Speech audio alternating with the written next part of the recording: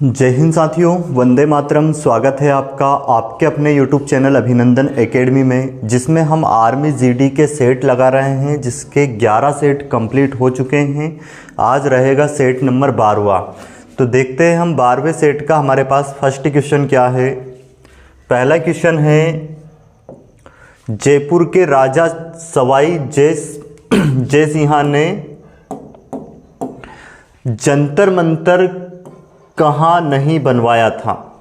Question क्या है, जयपुर के जो राजा सवाई जय सिंह ने जंतर मंतर कहाँ नहीं बनवाया था। जहाँ पे उसने जंतर मंतर नहीं बनवाया था वो अपने को जगह बतानी है।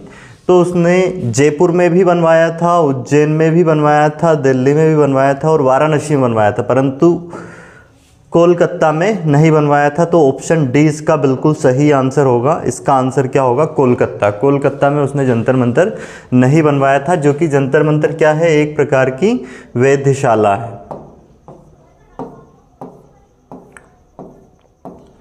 अगला क्वेश्चन है हमारे पास, पानीपत का प्रथम युद्ध कब हुआ था। मतलब हमें डेट बतानी है, जो पानीपत का युद्ध हुआ था वो कब हुआ था, जो कि मुगल राजा और दिल्ली सल्तनत में जो कौन सा इब्राहिम लोदी था, उन दोनों के बीच में जो युद्ध हुआ था वो कब हुआ था। 21 अप्रैल 1526 को। कब हुआ था, 21 अप्रैल 1526 को पानीपत का प्रथम युद्ध हुआ था। नेक्स्ट क्वेश्चन है हमारे पास, अफ्रीका महाद्वीप में सर्वाधिक आबादी वाला देश कौन सा है। अफ्रीका जो महाद्वीप है, 7 महाद्वीप जो है उनमें से एक महाद्वीप अफ्रीका है, उसमें सर्वाधिक आबादी वाला देश कौन सा है, जिसमें सर्वाधिक जनसंख्या रहती है। सर्वाधिक आबादी वाला देश है नाइजीरिया। कौन सा, नाइजीरिया। नेक्स्ट क्वेश्चन देखते हैं आज के सेट का। क्वेश्चन नंबर 4 हमारे पास क्या है, नीति आयोग के प्रथम मुख्य कार्यकारी अधिकारी कौन थे। तो क्या है ऑप्शन हमारे पास, केसी पंत, मोंटेक सिंह, अहलूवालिया और सिंधु श्री खुल्लर। तो यही थे कौन, सिंधु श्री खुल्लर। ऑप्शन सी इसका करेक्ट आंसर होगा। अगला क्वेश्चन हम देखें कौन सा है, जीटीए का विस्तारित रूप क्या है। जीटीए का विस्तारित रूप क्या है। तो जीटीए के अगर विस्तारित रूप की हम बात करें तो क्या है, गोरखलैंड टेरिटोरियल एडमिनिस्ट्रेशन। ऑप्शन ए इसका बिल्कुल सही आंसर होगा। नेक्स्ट क्वेश्चन है हमारे पास, निम्न में से किस देश से ओलंपिक खेलों की शुरुआत हुई थी। जो ओलंपिक खेल होते हैं 4 साल के अंतराल में होते हैं, उनकी शुरुआत कहाँ से हुई थी। तो हुई थी कौन से देश से, यूनान से। ऑप्शन डी इसका बिल्कुल सही जवाब होगा। नेक्स्ट क्वेश्चन हम देखते हैं। अगला क्वेश्चन क्या है हमारे पास, क्वेश्चन नंबर 7वां अगर हम देखें, वर्ष 1979 में किसे शांति का नोबेल पुरस्कार मिला था। तो 1979 में जो नोबेल पुरस्कार मिला था वो किसे मिला था, और नोबेल पुरस्कार कितने 6 क्षेत्र में दिया जाता है पता होगा आपको। उनमें से एक कौन सा है, शांति का क्षेत्र। जैसे शांति के क्षेत्र में, साहित्य के क्षेत्र में, और भौतिकी के में, रसायन के में, विज्ञान के, अर्थशास्त्र के, ऐसे टोटल कितने 6 क्षेत्र में नोबेल पुरस्कार दिया जाता है, जो कि किसके नाम से है, अल्फ्रेड नोबेल, जिन्होंने डायनामाइट की खोज की थी।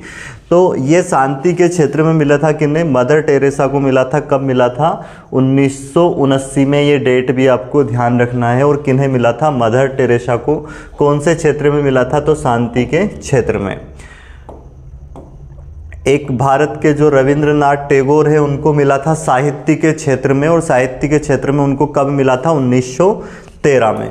अगला क्वेश्चन क्या है हमारे पास, नेक्स्ट क्वेश्चन, जो कि शेयर कीमतों में अपराइजिंग ट्रेंड किसे कहते हैं, किसे कहा जाता है। अपराइजिंग ट्रेंड किसे कहा जाता है, तो ये ध्यान रखना है किसे कहा जाता है, बुलिन ट्रेंड। बुलिन trend. Option C correct answer है। अगला क्वेश्चन है हमारे पास, नेक्स्ट क्वेश्चन क्या है, अप्सरा क्या है। अप्सरा क्या है? तो अप्सरा की अगर हम बात करें, अप्सरा क्या है, तो ये एक न्यूक्लियर रिएक्टर है। क्या है? Nuclear reactor. अप्सरा क्या है? Nuclear reactor.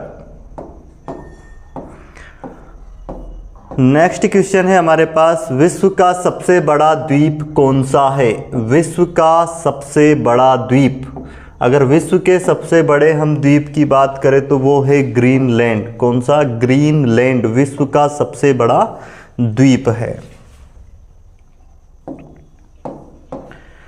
क्वेश्चन नंबर 11वां है हमारे पास, पश्चिमी द्वीप समूह की खोज किसने की थी? तो पश्चिमी द्वीप समूह की जो खोज की थी, जिसमें वेस्ट इंडीज वगैरह जो आते हैं, वो द्वीप समूह की खोज की थी किसने? क्रिस्टोफर। किसने की थी? क्रिस्टोफर ने, क्रिस्टोफर कोलंबस। और वास्को डी गामा ने किसकी खोज की थी? भारत की। और ये जो केपलर है ये किनसे संबंधित है? ग्रह से। इसने ग्रह से संबंधित 3 नियम दिए हैं केपलर ने। ठीक है।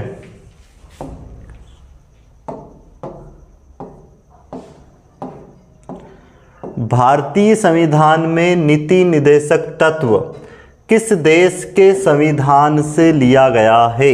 तो जो हमारा संविधान है, भारतीय संविधान, उसमें जो नीति निदेशक तत्व है वो कौन से देश से लिए गए हैं? तो वो है कौन सा देश? आयरलैंड। ऑप्शन सी इसका बिल्कुल सही जवाब है।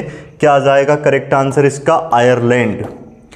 अगला क्वेश्चन है हमारे पास, नेक्स्ट क्वेश्चन, निम्न में से कौन सी रचना कुलदीप नैयर की है?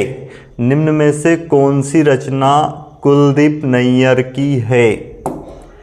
तो कुलदीप नैयर की जो रचना है, इसमें जो ऑप्शन में दे रखा है द जजमेंट और beyond the lines in jail, ये सभी रचनाएं किनकी है? कुलदीप नैयर की। तो आंसर क्या होगा हमारा? ये सभी। ऑप्शन डी इसका बिल्कुल सही आंसर होगा। कौन सा? Option D. द जजमेंट भी इन्हीं की रचना है, बियॉन्ड द लाइन्स भी इन्हीं की है, इन जेल भी इन्हीं की है। किनकी? कुलदीप नैयर। नेक्स्ट क्वेश्चन है हमारे पास, कुन्नाकुडी वैद्यनाथन किससे संबंधित है? कुन्नाकुडी वैद्यनाथन किससे संबंधित है? तो ये है वायलिन से संबंधित, वायलिन वादक है ये। तो क्या आएगा आंसर हमारा? वायलिन। Option A.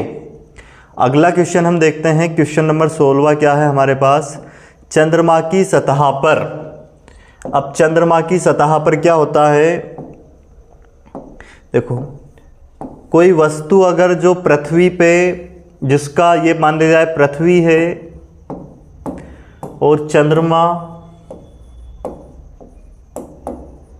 तो किसी वस्तु का भार यहाँ पे मान लिया जाए अगर कितना 60 किलोग्राम है, तो ये चंद्रमा पर होगा इसका 1/6। तो कितना हो जाएगा? 60 का 1/6 हम निकालेंगे, कितना हो जाएगा? 10। तो जो भार है, भार में तो इसके में क्या आती है? कमी आती है चंद्रमा पर, और द्रव्यमान वो ही रहता है। तो क्या हो जाएगा? द्रव्यमान स्थिर रहता है और केवल भार कम हो जाता है। तो ऑप्शन डी इसका बिल्कुल सही आंसर होगा। ध्यान रखना है, द्रव्यमान उसका क्या होता है? स्थिर रहता है चंद्रमा पर, और उसका जो भार होता है वो पहले से कम हो जाता है। कितना कम हो जाता है? 1/6 हो जाता है पृथ्वी की तुलना में। अगला क्वेश्चन हम देखें, चिमटा किस प्रकार के उत्तोलक का उदाहरण है? चिमटा किस प्रकार का के जो उत्तोलक है उसका उदाहरण है? तो उत्तोलक की अगर हम बात करें तो क्या होते हैं उत्तोलक? उत्तोलक एक ऐसी मशीन होती है जो किसी बिंदु पर चारों तरफ घूम सकती है। जैसे अगर हम बात करें, एक बिंदु होता है जिस पर वो बेस्ड रहता है। हम बात करें कैंची की, कैंची, प्लास, ये हो गई मान लिया जाए क्या? कैंची। तो यहाँ पे एक बिंदु होता है जिस पर ये घूमती हैं। तो जिस बिंदु पर, जहाँ बिंदु जो मेन होता है जिस पर वो घूम सकता है, उसको क्या कहते हैं? आलंब। उसको क्या कहते हैं? आलंब। ये समझना जरूरी है क्योंकि इसी से आपको समझ में आएगा उत्तोलक। जहाँ पे वो घूम सकते हैं उसको क्या कहते हैं? आलंब। और उसके बाद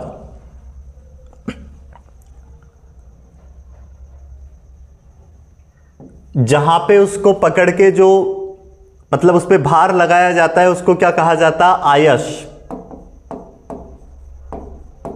और जहां पे कोई वस्तु रख के उसमें काटी जाती है या उस पे जिस भी वस्तु पे जो भार लगाए उसको क्या कहते हैं? भार। तो जैसे यहाँ पे अपन ने कैंची के बीच में कपड़ा रख के जो काटते हैं तो ये यहाँ पे क्या होगा? इसका भार। तो ये 3 कैटेगरी आपको याद रखनी है इसकी। तो ध्यान रखना, अगर आलंब कहाँ पे हो? बीच में। जिसमें आलंब बीच में हो जहाँ पे वो घूम सकते हैं, तो इस कैटेगरी वाले जो उत्तोलक होती है, जो मशीन होती है, उसको प्रथम श्रेणी में रखा जाता है। अब हम बात करें चिमटे की, तो चिमटा कैसा होता है? चिमटा इस तरह से होता है। अब उसका जो आलंब होता है वो यहाँ पे होता है,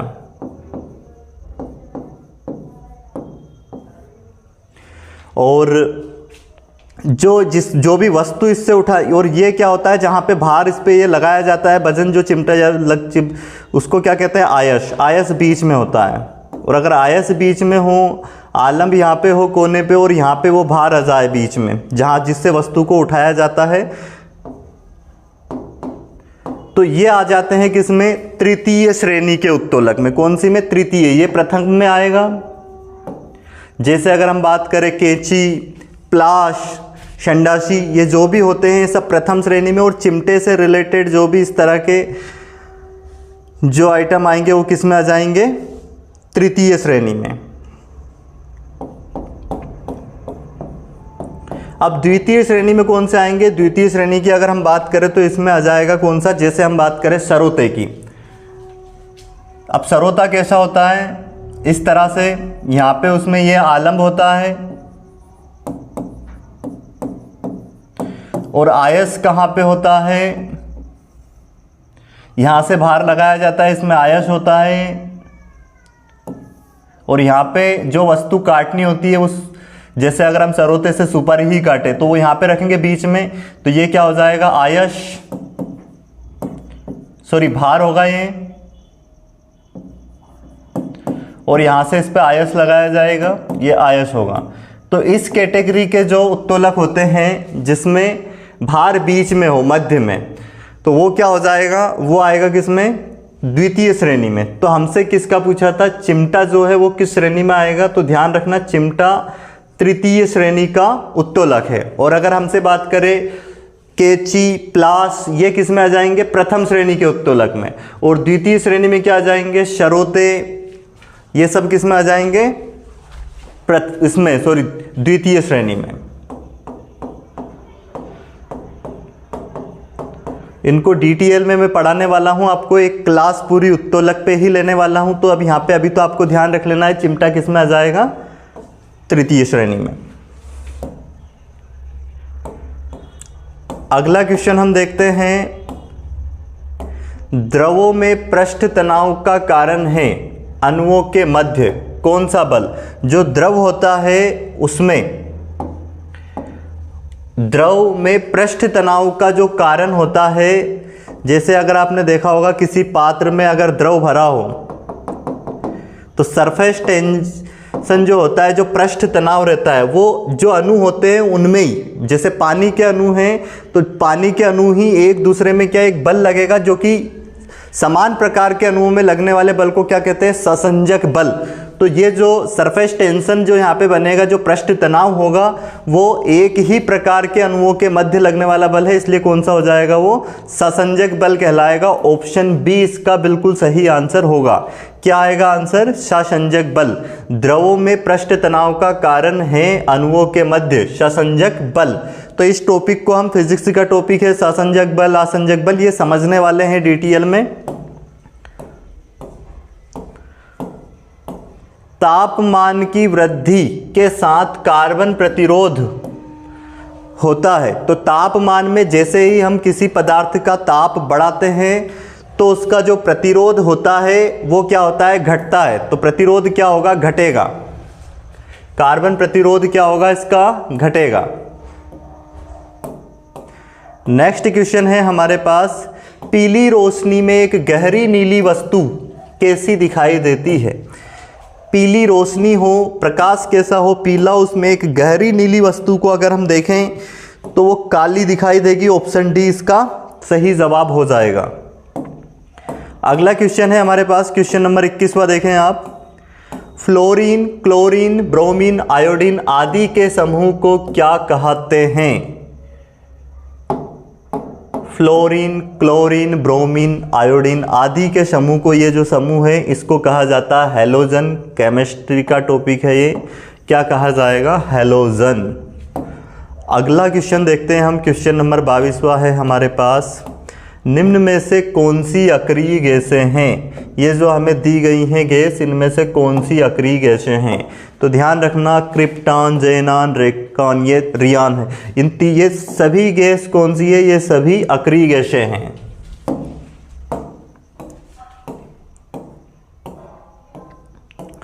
जंग से बचाने के लिए लोहे और इस्पात पर कलाई चढ़ाने के लिए किस पदार्थ का प्रयोग किया जाता है? क्या है? जंग से बचाने के लिए लोहे और इस्पात पर कलाई चढ़ाने के लिए किस पदार्थ का प्रयोग किया जाता है? ध्यान रखना, लोहे पर जो जंग से बचाने के लिए उस पर जस्ता धातु लगाते हैं, जस्ते का, और इस मेथड को क्या कहते हैं? गैल्वेनीकरण कहते हैं, या फिर गैल्वेनाइजेशन कहते हैं, या फिर जस्तीकरण भी बोल सकते हैं उसको। तो जस्ते का प्रयोग किया जाता है। लोहे को क्या करते हैं? जंग से बचाने के लिए उस पर जस्ते की लेपन करते हैं। उस विधि को क्या कहते हैं? गैल्वेनीकरण। तो याद रखना है किसका प्रयोग किया जाता है? जस्ते का। अगला क्वेश्चन है हमारे पास, किसी तत्व के समस्थानिक आइसोटोप में क्या समान होते हैं? तो ये केमिस्ट्री का ही टॉपिक है जिसमें क्या क्या पढ़ना है। समस्थानिक क्या होता है, समभारिक क्या होता है, समन्यूट्रॉनिक क्या होते हैं। जैसे कि जो समस्थानिक होते हैं उसमें परमाणु क्रमांक तो सेम होता है, परंतु परमाणु द्रव्यमान अलग अलग होता है।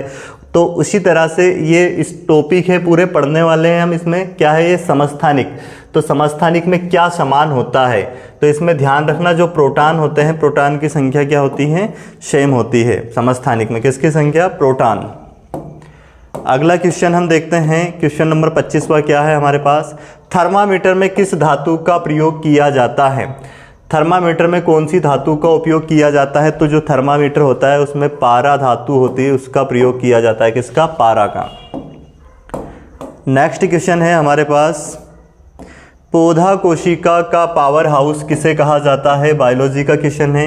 पौधा कोशिका का पावर हाउस किसे कहा जाता है? तो ये है माइटोकॉन्ड्रिया। क्या जाएगा? माइटोकॉन्ड्रिया। ऑप्शन डी इसका बिल्कुल सही आंसर होगा। नेक्स्ट क्वेश्चन है हमारे पास, निम्न में से कौन सा रोग बैक्टीरिया के संक्रमण के कारण होता है? निम्न में से कौन सा रोग बैक्टीरिया के संक्रमण के कारण होता है? तो ये होता है टिटनेस। कौन सा रोग? टिटनेस। ऑप्शन सी इसका करेक्ट आंसर होगा। अगला क्वेश्चन है हमारे पास, क्वेश्चन नंबर 28वें की अगर बात करें तो, मानव शरीर में जल की मात्रा लगभग कितनी होती है? मानव शरीर में जल की मात्रा लगभग कितनी होती है? तो जो हमारा शरीर है उसमें जो जल है उसकी मात्रा होती है 80%। कितनी होती है? 80%। नेक्स्ट क्वेश्चन है, मानव शरीर के किस अंग में हड्डियों की संख्या सर्वाधिक होती है? तो मानव शरीर की छाती, उंगलियां, मस्तिष्क, फिर क्या है? कशेरुकाएं। तो इसका जो आंसर होगा करेक्ट क्या होगा? उंगलियां। अंगुलियां क्या हो जाएगा? ऑप्शन बी करेक्ट होगा, है ना। उंगलियों में सबसे अधिक हड्डियां होती है। कपास किससे प्राप्त होता है? तो देखा होगा आपने, कपास जो होता है, कपास का पेड़ होता है, जो इसके पौधे होते हैं, उसमें से जो कपास निकलता है वो किससे निकलता है? तो ये निकलता है उसके बीज से। कहाँ से? बीज से। ऑप्शन सी करेक्ट आंसर होगा। नेक्स्ट क्वेश्चन देखते हैं, क्वेश्चन नंबर 31वां, जो कि अब रीजनिंग का आ गया है। क्या दिया गया है? समझने का प्रयास करें अब इन क्वेश्चन को। के, वी तथा एस ऐसे कथन हैं ताकि अगर के तथा वी दोनों सत्य हो, क्या हो, के तथा वी दोनों सत्य हो, दोनों सत्य हो,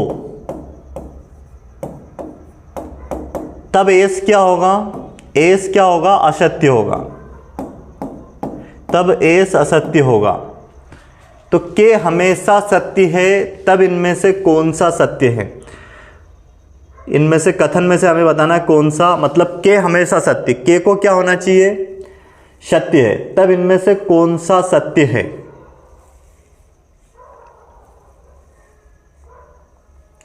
तो अगर के सत्य है मतलब एस को क्या होना चाहिए, असत्य होना चाहिए। एस क्या होना चाहिए, अगर के वहां पे सत्य आ रहा है, के हमेशा सत्य, उसके लिए एस को क्या आना चाहिए, असत्य। तो देख लीजिए इसमें एस कौन से में असत्य है, इसमें नहीं है, ये हट जाएगा, और एस सत्य है, ये भी हट जाएगा, एस सत्य है, ये भी हट जाएगा।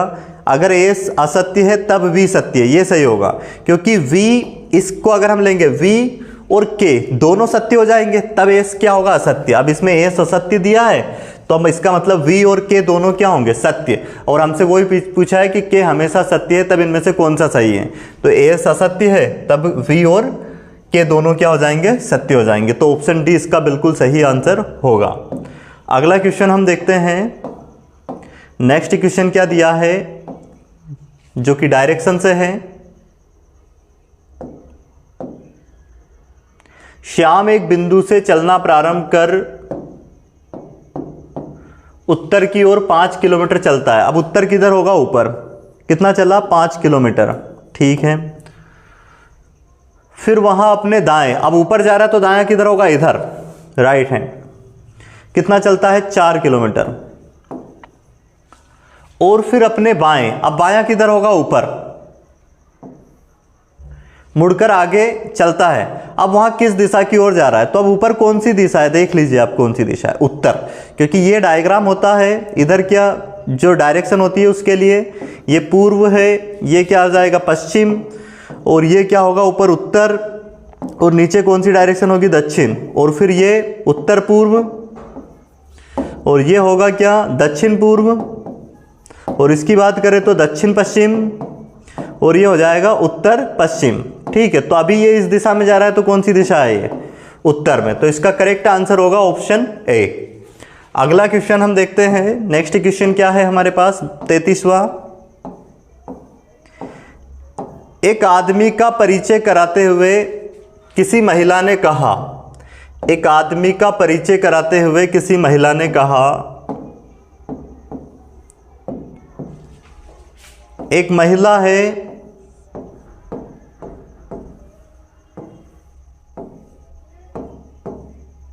ये एक महिला है। अब इसने एक आदमी का परिचय कराते हुए कहा,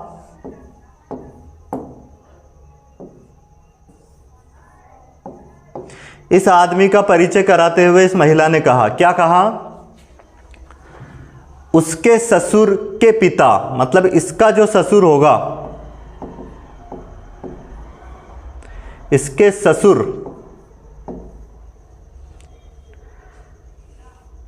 के पिता, इसके जो पिता होंगे, इसका जो ससुर का पिता मेरे ससुर है। मतलब इसके जो ससुर है, इसके जो पिता है वो इस महिला के ससुर है। ये महिला ने इसका परिचय कराते हुए इस आदमी का कहा कि इसके जो ससुर है इस आदमी के, और इसके ससुर के जो पिता है वो क्या है, मेरे, मतलब महिला के ससुर है। तो ये दोनों क्या हो जाएंगे, पति पत्नी। ये दोनों क्या हो जाएंगे, जो इस आदमी का ससुर है उसकी ये पत्नी हो जाएगी महिला। तो महिला इसकी क्या हो जाएगी, इस पुरुष की तो सासू माँ हो जाएगी, और इसका ये क्या हो जाएगा, दामाद, ये व्यक्ति। तो हमसे पूछा है उस आदमी का महिला से क्या संबंध है, मतलब वो महिला आदमी को क्या कहेगी, तो इसको क्या कहेगी, दामाद। ऑप्शन सी इसका बिल्कुल सही आंसर होगा। क्या होगा, ऑप्शन सी करेक्ट आंसर हो जाएगा, ठीक है। अगला क्वेश्चन हम देखते हैं।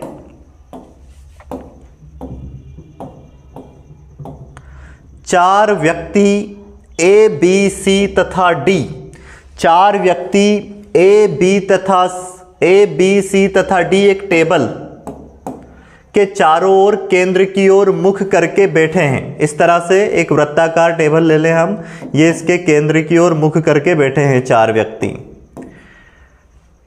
ए के सामने सी है, मतलब जहां भी ये है उसके सामने हमने सी को बैठा दिया, ऐसा बोला है प्रश्न में।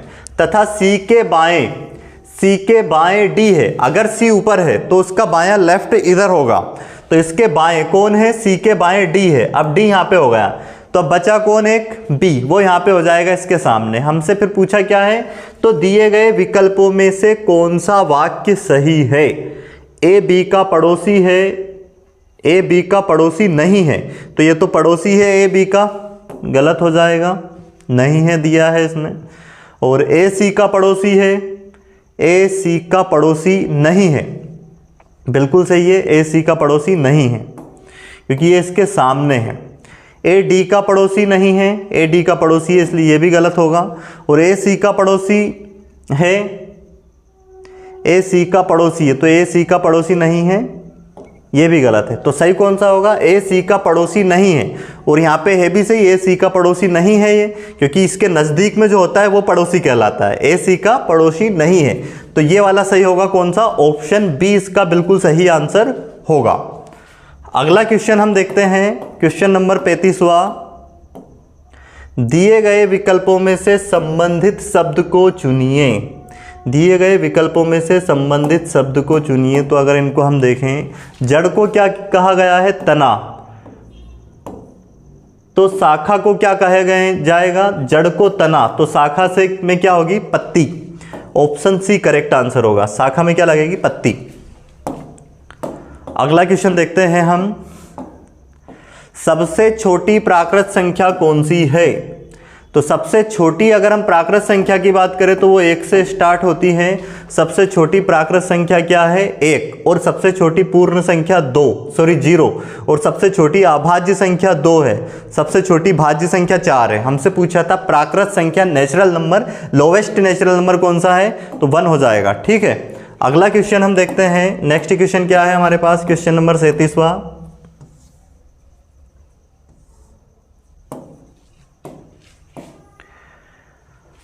क्या दिया है? 0.18 के ऊपर बार, इसको हमें चेंज करना है किसमें? फ्रैक्शन में कन्वर्ट करना है। तो ध्यान रखना, जैसे यहाँ पे अब ये जो बार है ये सिर्फ 8 पे है, 1 पे नहीं है। तो इस टाइप के क्वेश्चन को हम कैसे करेंगे? ये 18 लिखेंगे और टोटल संख्या है, और फिर जितनी संख्या पे बार नहीं है वो इसमें से घटाएंगे, तो 1 माइनस करेंगे। और बटे में क्या लिखेंगे? जितनी संख्या पे बार है उतने 9, और जितनी संख्या पे बार नहीं है उतने 0। तो 18 में से 1 घटाएंगे, क्या बचेगा? 17। 17 बटे में 90 इसका करेक्ट आंसर होगा ऑप्शन सी। जैसे मैं एक और एग्जाम्पल लेके यहाँ पे आपको करवा देता हूँ। इस टाइप से मान लिया है सवाल आया कभी, 0.0231 और अपने को बार दे दिया कितने पे? इन दोनों पे। तो अब हमें इसको फ्रैक्शन में अगर बदलना है तो क्या करेंगे? 231 में से हम घटाएंगे जिस पे बार नहीं है, किस पे नहीं है? 2 पे। और बटे में जितनी संख्या बार है उतने 9 लगाएंगे, और जितनी पे बार नहीं है उतने 0। तो 231 में से अगर हम 2 घटा दें तो कितना आ जाएगा? 229 बटे में 990। ये इसका करेक्ट आंसर होगा। तो इस क्वेश्चन का करेक्ट आंसर क्या आ जाएगा? 17 बटे में 90, जो कि ऑप्शन सी है। ठीक है, अगला क्वेश्चन देखते हैं हम। नेक्स्ट क्वेश्चन हमारे पास क्या है? Question number 38वां। ए की घात -9 का आंसर क्या आएगा? तो घात अगर माइनस में हो तो बस उसको हमें पलट के बटे में लिखना रहता है, तो घात कायम हो जाएगी प्लस में। 1 बटे में ए की घात 9, ऑप्शन बी इसका सही आंसर होगा। नेक्स्ट क्वेश्चन, क्वेश्चन नंबर 39वां हमारे पास क्या है? एक बहुभुज में विकर्ण होते हैं। एक बहुभुज में विकर्ण ज्ञात करने का एक फार्मूला होता है। वो फार्मूला क्या होता है? n-3 बटे में 2। देख लीजिए कौन सा फार्मूला, जहां n क्या होता है? भुजाओं की संख्या। तो ऑप्शन डी इसका बिल्कुल सही आंसर होगा। कौन सा? Option D. जैसे मान लिया जाए हमें इस पे सवाल दे दें कि एक बहुभुज में एक 10 भुजा वाला बहुभुज है, उसमें विकर्णों की संख्या ज्ञात करनी है। तो n की जगह पे क्या रख देंगे हम? 10। 10 में से 3 जाएगा, कितना बचेगा? 7, और बटे में 2, 2 पंज 10, 5 7 35। तो विकर्णों की संख्या कितनी हो जाएगी इसमें? 35। ऐसे बोल दे 20 भुजा वाले बहुभुज में विकर्णों की संख्या, तो n की जगह पे क्या रख देंगे 20, और 20 में से 3 जाएंगे 17 बटे में 2, 2 धाम 20, तो 170 इसका करेक्ट आंसर होगा। ठीक है, अब देखते हैं अगला क्वेश्चन। 39 क्वेश्चन हो चुके हैं, 39। 40वां क्वेश्चन देखें आप क्या है। एक वर्गाकार खेत का परिमाप, एक वर्गाकार खेत का परिमाप कितना है 36 मीटर है, तो उसकी एक भुजा कितनी होगी। तो एक वर्गाकार खेत का परिमाप 36 मीटर है, तो उसकी एक भुजा कितनी होगी। तो वर्ग का परिमाप क्या होता है 4a, क्योंकि वर्गाकार मैदान जिसकी चारों भुजाएं बराबर होती है, तो इसका परिमाप कितना होगा 4a, जो कितना दिया है 36, 4 नाम 36, तो a बराबर कितना हो गया 9। इसके बाद उसकी एक भुजा कितनी होगी, तो हमें भुजा याद करनी थी, कितनी हो जाएगी 9 मीटर। अगर क्षेत्रफल बताना होता तो इसका वर्ग कर देते 81 आ जाता। अगला क्वेश्चन, क्वेश्चन नंबर 41वां क्या है हमारे पास। निम्न में से किसका मान 1 होता है। इनमें से कौन सी संख्या है जिसका मान 1 होता है। तो ये मैं पिछली क्लासों में आपको ये टेबल लिखवा चुका हूँ, और ट्रिग्नोमेट्री में आपको इस पे वीडियो मिल जाएंगे, तो उसमें एक टेबल मिलेगी जिसमें इनके मान डायरेक्ट दिए। कोट 45 का मान भी 1 होता है, सेक 90 का मान भी, और कोशेक 90 का मान भी कितना होता है, कोशेक 90, साइन 90, कोसेक 90 का मान भी होता है कितना 1। तो क्या हो जाएगा ये सभी, इसका करेक्ट आंसर क्या हो जाएगा ये सभी। इन सभी का मान अगर आप उस टेबल में देखोगे तो कितना होता है 1 होता है। टेबल क्या होती है वो कई बार मैं बनवा चुका हूँ, एक बार और बना देता हूँ। साइन, कोश, टेन और कोसेक, सेक, कोट। वैल्यू इसमें हमें कौन कौन सी याद करनी रहती है, 0, 30, 45, 60, 90 बना के रख लेना इसको, क्योंकि एक क्वेश्चन फिक्स है, इस पे आना ही है। इस टेबल पे आपको 1 नंबर ये टेबल आपको दिलवाएगी।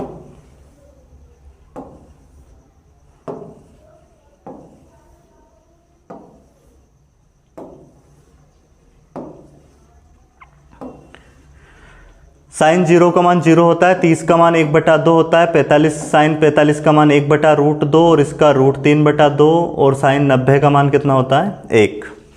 अब कोस 0 का मान क्या, इसको पलट के लिखते हैं। कोस 0 का मान कितना हो जाएगा 1, और इसका √3/2, और इसका कितना हो जाएगा 1/√2, और फिर इसका हो जाएगा कोस 60 का 1/2। इसको पलट के लिख रहे हैं अपन। इधर वाली वैल्यू जो है यहाँ से इसको पहले और फिर इधर से लिखते जा रहे हैं, और यहाँ लास्ट में क्या जाएगा 0। 10 का मान निकालने के लिए क्या करना पड़ता है, इसको इससे भाग देना पड़ता है। तो 0 को 1 से भाग देंगे तो क्या आएगा 0, और ये हो जाएगा 2, सॉरी 2 से 2 कट जाएगा, तो क्या बचेगा 1/√3, और ये हो जाएगा अपने पास 1, क्योंकि ये पूरा कट जाएगा इससे, और यहाँ पे 2 से 2 कैंसिल, √3, 1 को 0 से भाग देंगे तो क्या आता है इन्फिनाइट। अब इसके बाद अगर हम कोसेक की बात करें तो कोसेक के लिए हम क्या करते हैं, कोसेक के लिए हम इसको साइन वाली वैल्यू को पलट के लिखते हैं। जैसे 0/1 है तो 1/0 करेंगे इन्फिनाइट, और ये क्या हो जाएगा अपने पास, फिर ये 2 हो जाएगा पलटेंगे तो, और इसका √2/1 होगा, और ये 2/√3 हो जाएगा। साइन वाली वैल्यू को पलटना है क्योंकि कोसेक साइन का उल्टा होता है, और ये 1/1 मतलब 1। तो देखो कोसेक 90 का मान कितना आया है 1। वैसे अब अगर हम सेक का निकाले तो सेक 0 का क्या होगा, इसके लिए अपने को इसको पलटना पड़ेगा कोस को, क्योंकि सेक कोस का उल्टा होता है। तो 1/1 है ये, तो क्या हो जाएगा 1 ही होगा, और ये कितना होगा फिर 2/√3, और वैसे हमें, और ये कितना हो जाएगा √2, और ये होगा 2, और फिर 0/1 है तो 1/0 मतलब इन्फिनाइट। वैसे कोट की कैसे निकालते हैं, 10 वाली वैल्यू को पलटते हैं। ये 0/1 है तो क्या हो जाएगा 1/0 मतलब इन्फिनाइट, और ये √3 क्योंकि इसको पलट रहे हैं, और ये 1 ही आएगा। देखो कोट 45 का मान भी कितना मिल गया अपने को 1, तो इन तीनों का मान ही कितना मिल गया 1, इसलिए क्या आएगा इसका करेक्ट आंसर ये सभी। और इसका कितना आ जाएगा √3/1 है तो 1/√3, और इन्फिनाइट बटे में जाता है तो ये हो जाएगा 0। तो ये टेबल याद कर लेना है। है ना। और इसको मैंने उसमें कंप्लीट डिटेल में जो सिलेबस ट्रिग्नोमेट्री वाला जो चैप्टर डला है इस चैनल पे, उसमें डिटेल में समझाया कैसे बनी है ये। अगला क्वेश्चन है हमारे पास सरलीकरण का क्वेश्चन है, तो इसको पहले आप करें, उसके बाद अपना सॉल्यूशन चेक करें।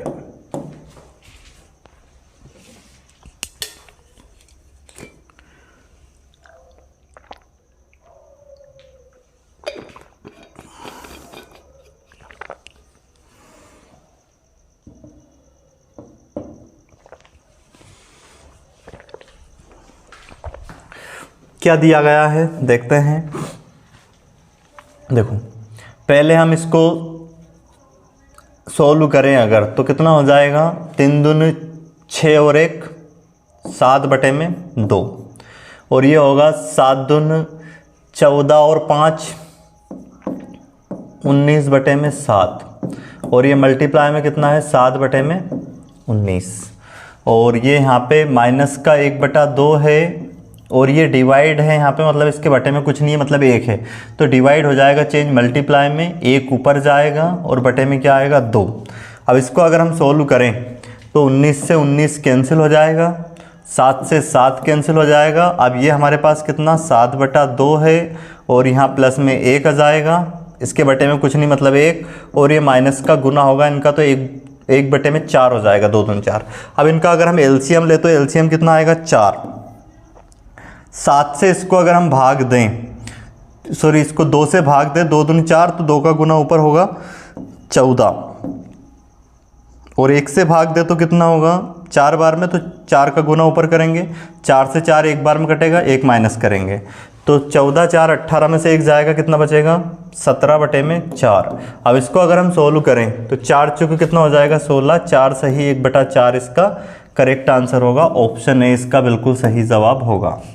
ठीक है, अब देखते हैं हम नेक्स्ट क्वेश्चन। अगला क्वेश्चन क्या है हमारे पास, क्वेश्चन नंबर 43वां अगर देखें तो 220 तथा 300 का लघुत्तम समापवर्तक ज्ञात करें। तो इनका अगर हम एलसीएम निकालें तो एलसीएम वहाँ छोटी से छोटी संख्या होती है जो दी गई संख्याओं से विभाजित हो जाए। तो अगर हम बात करें इसकी, तो ये तो इससे कटेगा नहीं, और इन दोनों से वही संख्या कटेगी, जैसे अंतिम में अगर 2 0 आ रहा है तो लास्ट में 2 0 होगी उस संख्या में, वो संख्या इनसे कंप्लीट कटनी है। तो देखो ये भी नहीं कटेगी, ये भी नहीं कटेगी, ये भी नहीं कटेगी, कौन सी संख्या कट जाएगी इनसे कंप्लीट 3300।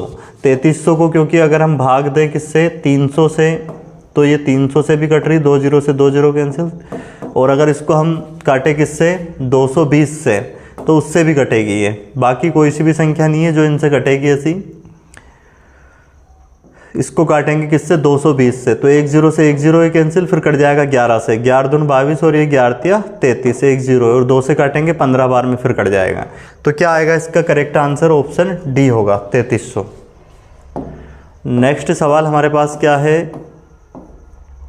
44वां, क्वेश्चन मार्क का 40%, क्वेश्चन मार्क का प्रश्न चिन्ह जो है इसका 40% का मतलब प्रतिशत हटाएंगे और बटे में 100 लगाएंगे, बराबर 12.8, यहाँ से दशमलव हटाएंगे 1 0 लगाएंगे, तो 1 0 से 1 0 ये कैंसिल हो जाएगी, और 1 0 ये कैंसिल, 4 से इसको भाग देंगे, 4 3 12, 4 दूनी 8, तो क्वेश्चन मार्क के बराबर कितना आ गया 32, ऑप्शन बी सही आंसर होगा। अगला क्वेश्चन देखते हैं, क्वेश्चन नंबर 45वां क्या है हमारे पास। एक दुकानदार ने कोई वस्तु 500 में खरीदी और उसे 600 में बेच दिया गया, तो उसे कितना प्रतिशत लाभ हुआ। देखो खरीदा अगर 500 में, बेचा 600 में, तो लाभ कितने रुपए का हुआ, तो रुपए का लाभ हुआ कितने का 100 रुपये का, वो 100 रुपये ऊपर रखेंगे जो लाभ हुआ, और बटे में रखेंगे क्रय मूल्य जितने में खरीदा था, और इनटू में क्या कर देंगे हम 100, तो इसका लाभ प्रतिशत आ जाएगा, प्रॉफिट परसेंट आ जाएगा। 2 0 से ये 2 0 कैंसिल, 5 दूनी 10, तो 20% इसका करेक्ट आंसर होगा, ऑप्शन सी। ठीक है, अगला क्वेश्चन हम देखते हैं, क्वेश्चन नंबर अगर 46वां देखें तो क्या दिया है 11 23 तथा x का औसत 40 है, तो x का मान ज्ञात करें। क्या दिया है 11 23 तथा x, तो 11 + 23 प्लस x, इनका एवरेज, तीन संख्या है, 3 से भाग देंगे तो औसत आएगा जो कि हमें कितना दिया है 40। तो हमें x का मान ज्ञात करना है। इन दोनों को अगर हम प्लस कर दे तो ये आ जाएगा कितना 34 प्लस x, और ये जो बटे में 3 है इसका गुना इधर होगा, कितना हो जाएगा 120। अब ये 34 इधर आके माइनस होगा इसमें से, 120 में से अगर हम 34 को घटा दें तो कितना बचेगा, देखो 10 में से 4 गए कितने बचे 6, एक इधर दिया था, 11 में से 3 गए तो कितने बच जाएंगे 8, मतलब 86। इसका बिल्कुल सही आंसर होगा ऑप्शन डी। अब देखते हैं अगला क्वेश्चन। टोटल आज की क्लास के हमारे कितने 46 क्वेश्चन हो चुके हैं, 46। अब 47वां क्वेश्चन देखें आप, 47वां, 75 को छोटी से छोटी किस संख्या से भाग दिया जाए कि प्राप्त संख्या पूर्ण वर्ग हो। मतलब 75 को हमें भाग देना है एक छोटी से छोटी संख्या से, उससे भाग देने पे हमें एक पूर्ण वर्ग संख्या प्राप्त होनी चाहिए। तो हम छोटी से छोटी संख्या से भाग देना है तो सबसे पहले सबसे छोटी संख्या से भाग दे के देखते हैं। 3 से देते हैं भाग 75 को, 3 दूनी 6, यहाँ बचा 1, 3 5 15। अब देखो 25 एक पूर्ण वर्ग है या नहीं है, तो 25 एक पूर्ण वर्ग संख्या है जो कि किसका वर्ग है 5 का। तो ऑप्शन ए ही हमारा इस सवाल का करेक्ट आंसर होगा। अगर हम 5 से भाग दे तो 15 आएगा, और 15 जो है एक पूर्ण वर्ग संख्या है नहीं। कितने वर्षों में कोई धन, देखो एसआई का सवाल आया है, बिल्कुल सिंपल सवाल है। कितने वर्षों में कोई धन 5% वार्षिक ब्याज की दर से दुगना हो जाएगा। कितनी दर से, 5% की दर से कितना हो जाएगा 2 गुना। मतलब कोई धन ये प्रिंसिपल था, अब वो बाद में बनेगा क्या, उसमें ब्याज जुड़ के वो हो जाएगा अमाउंट, कितना हो जाएगा दुगना। तो यहाँ पे अगर हम बात करें एसआई की, तो एसआई कितना मिला उसे 1 रुपया, 1 यूनिट है ना, यूनिट में है। तो अगर हमें बताना है यहाँ पे टाइम, रेट हमें दी है, रेट कितनी दी है 5%। हम लगा देंगे फार्मूला, एसआई इक्वल टू क्या होता है P गुणित R गुणित T, और बटे में लिखेंगे क्या 100। एसआई का मान कितना रखेंगे 1 रुपया, और P का मान भी कितना है, प्रिंसिपल भी 1, रेट हमें दी है 5%, टाइम हमें ज्ञात करना है, बटे में क्या लिखेंगे 100। इसको भाग देंगे 5, ये कटेगा 5 दूनी 10, 20 का गुना उधर जाके हो जाएगा, तो टाइम कितना हो जाएगा 20 वर्ष। तो हमारा करेक्ट आंसर क्या होगा इस सवाल का 20 वर्ष, जो कि ऑप्शन बी है।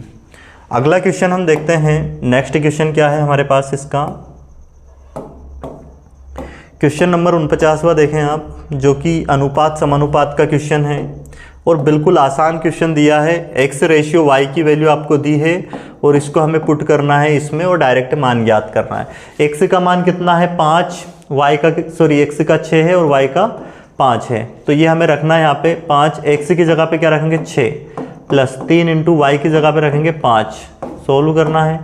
यहाँ पे भी 5 इंटू में x की जगह पे रखेंगे 6, माइनस 3 इंटू वाई की जगह पे रखेंगे 5, सोल्व करेंगे।